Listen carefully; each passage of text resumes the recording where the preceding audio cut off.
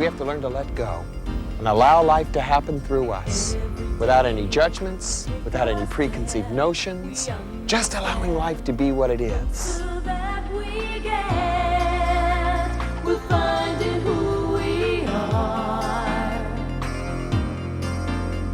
We choose between the left and right, the ups and downs, the darkness or the light.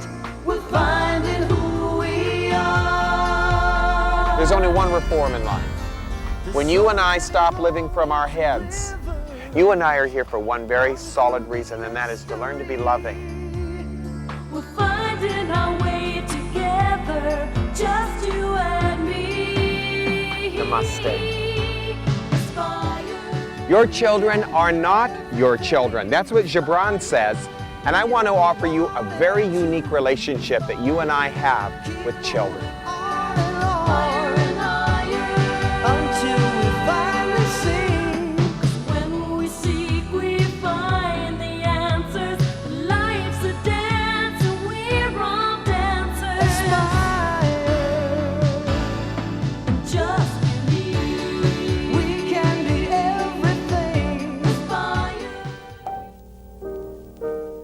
The Prophet. Of this most famous and treasured of all his works, Gibran has said, "While I was writing the Prophet was writing me." Born in Lebanon in 1883, the man who would become a famous poet, philosopher, and artist was exiled from his homeland for speaking out against the Turkish Empire. He studied art in Paris, then settled in New York City, where he remained until his death at age 48. But the Prophet lives on. Over the years, it has touched the lives of millions, a testament to the insight and wisdom of the man, Kahlil Gibran, who was never wholly and entirely of this world. And a woman who held a babe against her bosom said, "Speak to us of children." And he said, "Your children are not your children. They are the sons and daughters of life's longing for itself. They come through you, but not from you. And though they are with you, yet they belong not to you." Probably there is nothing more mystifying to us or confusing to us as that of children. And even though we love children very much, and they come into our life sometimes very unexpectedly or sometimes very planned, they still bring with them a mystery. And the problem with us is that we try to solve the mystery of children instead of live the mystery of children. Children are a very unique metaphor for our life. We look at children only in one way. We try to raise them. Children should not be raised. Children should be allowed. They should raise us. We should not be so interested in raising them. That's my opinion. Let me give you the metaphor of children so we understand it a little deeper. As in everything in life, nothing is as it appears to be. If you and I look at life the way it appears to be, we will miss it. Many of us have had children in our life, or been around children in our life, or had children, and we have missed what they are. We get so egocentrically caught up in them. We think that this child is ours, and because it's come out of our body, or we've had some sort of participation in the physical making of the child, that we look at it, we go, well, this child's a Jones or a Penn or a Smith. And we look at the child and go, that's my child, and that's where we lose it. We get so enamored with the idea that we made a child, or that a child's in our life, that we forget what the child really is. Everything in life comes to us as a form of a metaphor to teach us about something that's much bigger than what we think it is. The child itself is a metaphor for a relationship that you and I are having with a particular aspect of life that we find most difficult, and that is our relationship with the unlimited, our relationship with life as a whole. Children represent an unlimited capacity of the universe. Consider a child. It comes into our life. It has no boundaries. It does not think in terms of right and wrong, good and bad. It's terribly open and accepting of what is. It has a potential in itself. It has a beauty all unto itself. It is unspoiled. It has not had the contamination of what we think it should or should not be. This is a wonderful experience. This is our relationship with the unlimited, with the infinite.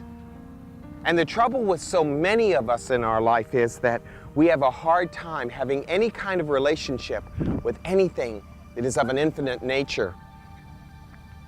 And so here we are.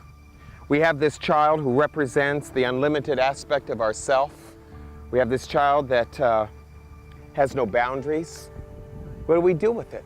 It's just like your relationship with God. It's the same exact thing. It's your relationship with the infinite.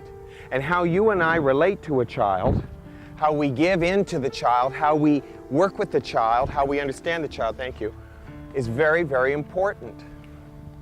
My relationship with children is my relationship with the most intimate aspect of myself, the unlimited. And isn't it interesting that we as individuals try to take that unlimited aspect of ourselves and boil it down, narrow it down to something that fits society rather than what it really is. We should be fitting it. Let me read to you some of the teachings from Gibran on this. Fascinating stuff, and again, not popular, tears away at all the egocentricness of us. Gibran says, your children are not your children. They are sons and daughters of life longing for itself. They come through you, but not from you. And though they are with you, yet they belong not to you. No truer words could ever be spoken. A child may come through us, but that doesn't mean it is us, or that we own it in any way, shape, or form. I want you to remember something as you look at your child. You're not looking at your child. You're looking at your relationship with the unlimited. You're looking at your relationship with the universe. And as you look at that child and you try to instill in that child certain values that you think are important for their survival, ask yourself, are those values that I'm instilling in that child values that will help the child be aware of itself? Is that going to help the child understand who it is? Am I going to understand who I am through that? And is this relationship opening us up or closing us all down? If you will notice, most of our relationships with children are control issues, and we're more concerned with what they are, what they do, what they have, than who they are and our relationship with who they are. When you look at a baby, when you look at a child, you're not looking at a body. You're looking at the infinite aspect of living. And if you can understand that and recognize that, it will change your whole life. Now, you will sit at the foot of your child, and you will listen to the wisdom of your child in silence and in compassion. For children can teach us so many things, and one of them is patience, compassion, and listening. I'm going to be back in just a moment. I want to talk to you a little bit more about Gibran's teaching on children, and I want to read to you a little bit more from the prophet. Please don't go away. We have an important message, and I'll be right back.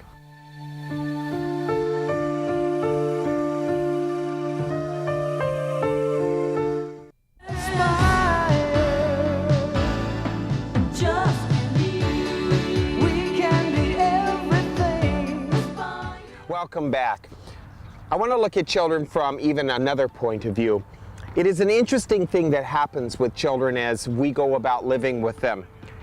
The child in the beginning of its life is very dependent upon us. It depends upon us for food and shelter and clothing.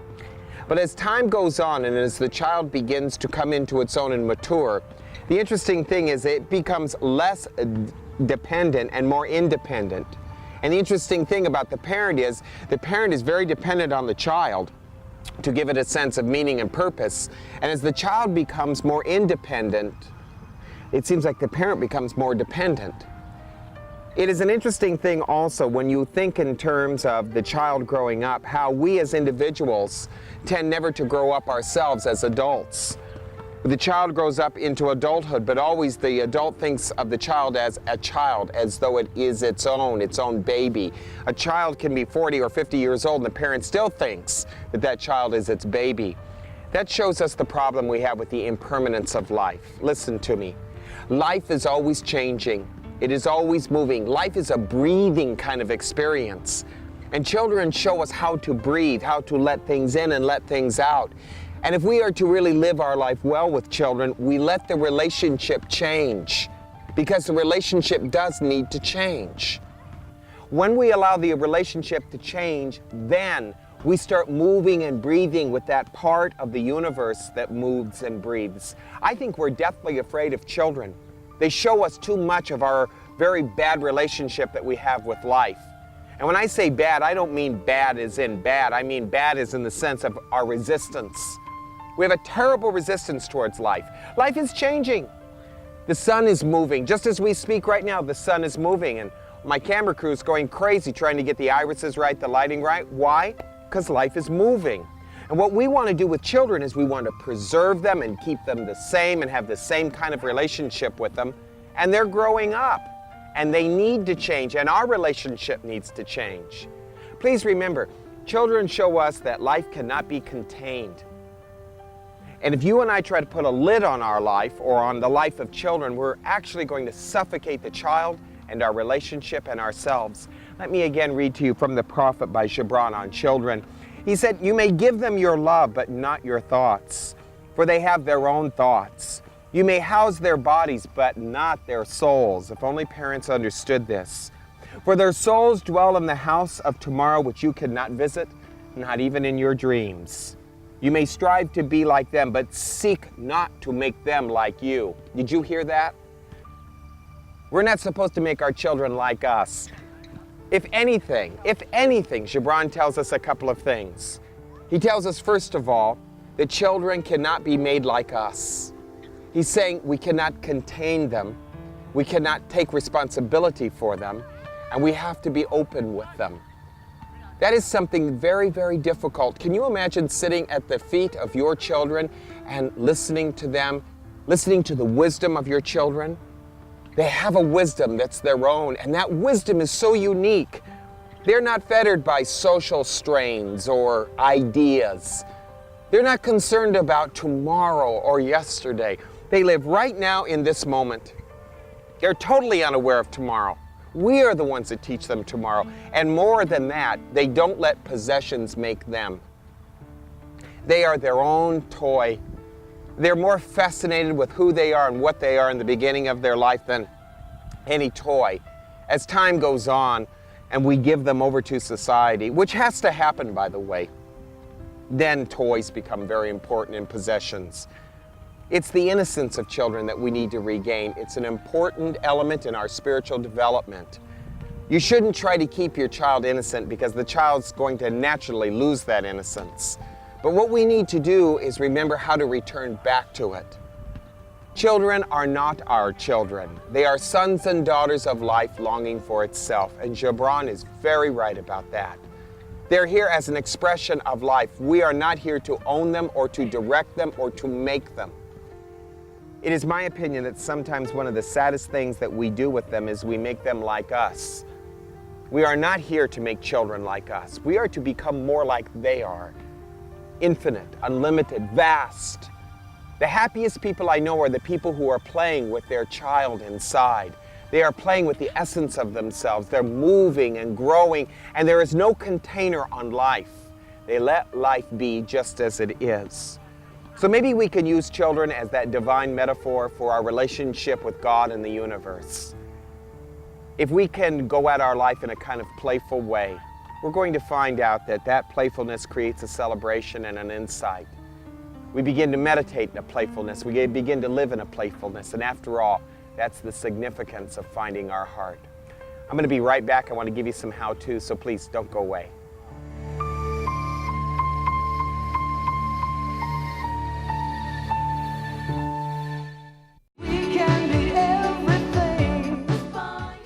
Welcome back. I want to give you a few how-tos on how to have a relationship with the infinite.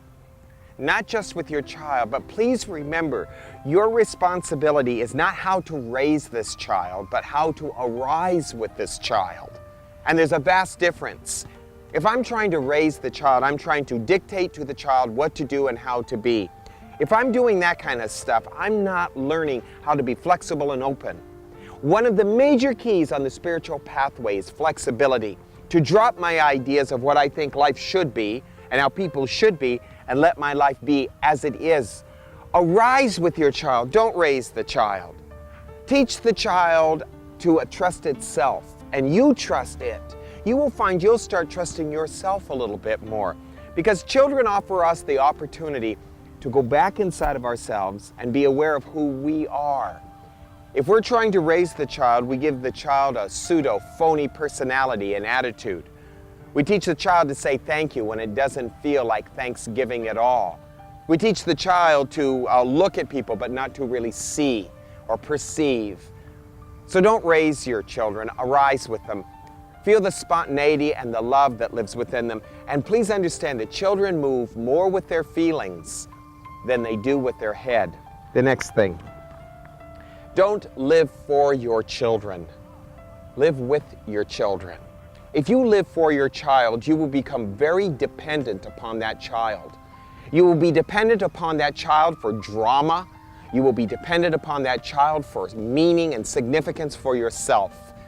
How many parents have we seen who live for their children, and the child or the children grow up and they move out, and we find that the parents are destitute because they lived for their children, and now that purpose is gone. If you make children your purpose, you lose your insight. Don't do that.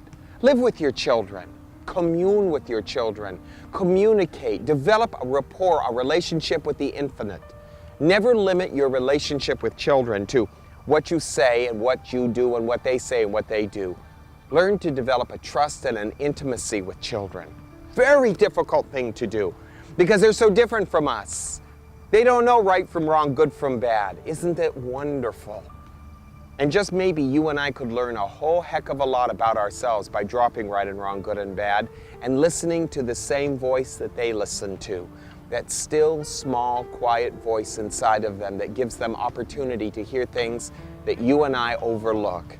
Children are very sensitive, and if we live with them instead of for them, we gain that sensitivity. Another thing, a child's message to us is, life is changing and I am changing. Please move with the changes without any kind of sentimentality or attachment. If children do anything, they teach us detachment. Life is always moving, changing, unfolding. And if we move with children and we enjoy the stages of their life and their adolescence and their maturity, their puberty, even their teenage years and all of the trouble they go through and that, we begin to understand what love is. Love is not something static that says, I love you when you act this way and believe this way and behave this way. Love is a flow. And if you love your child through all of the disasters, if you love the child through all of the mirroring back to you and me, which is what they do, they show us the kind of people we are. They look right through us, they see right through our phoniness, they see right through to our reasons for everything we do, our motives, etc. If we can love them through all of that, we come out on the other end a very changed person. Now the child has changed us, made a contribution in our life, and that contribution has become very important. They've given us a sense of our own integrity, our own originality. They've given us a sense of who we are and what we are. If we can learn to let go of our dependence of children, we will find out that life cannot be contained. And now we have developed a relationship with the universe, a relationship with the infinite. You and I tried to develop a relationship with a lot of things in life. Books, people, objects, things, jobs, occupations, but we never develop a relationship with the infinite. If we are going to develop that relationship with the infinite, one of the easiest ways is through children, because they are unlimited. Develop that relationship. Let go of everything you think of. Look at your child day to day, moment to moment, just as the child is, an original. It didn't come from you, it just simply came through you. And you cannot understand all of the thoughts that it has because it dwells in a place that you and I do not dwell. It dwells in the house of itself that is in a world different than our own. All we can do is appreciate the beauty of that and to be open to that, and something magical happens when we do that. All of a sudden we gain access to that world. We begin to develop something more precious than a child. We develop a relationship and an understanding with life itself. Thank you for letting me be with you on children. We're going to go away and I'll be right back. Please, don't go away. Namaste.